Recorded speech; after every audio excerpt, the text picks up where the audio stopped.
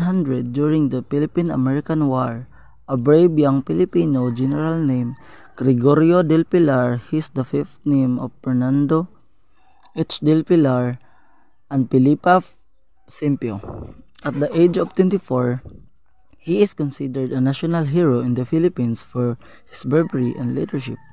Born on November 14, 1875 in San Jose, Bulacan, Philippines, to overthrow Spanish rule, he played a significant role for a valiant battle. Filipino general, but his last stand against the Americans was meaningless. In 1899, himself from being captured, he left 60 men, including the famous boy General Gregorio del Pilar, to defend Tirad Pass, to slow down the Americans while Aguinaldo escapes. Although the 60 men were aware of their As the American pursued Emilio Aguinaldo, the Philippine first president, Aguinaldo left 60 men including Del Pilar to defend Mount Tirad, Ilocos Sur on December 1, 1899.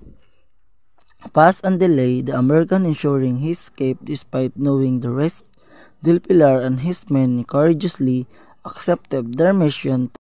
boy general felt that that was the most glorious day of his life, and that everything he had done was for his country. However, the Americans were able to take over Tirad Pass in only 6 hours. Gregorio del Pilar was killed by a sniper, and his body was mercilessly looted and left to rot for 3 days. 52 Filipino soldiers died, while the Americans only lost 2.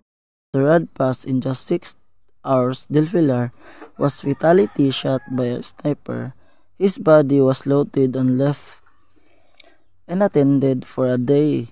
The battle resulted in the loss of 52 Filipino soldiers compared to just 2 Americans.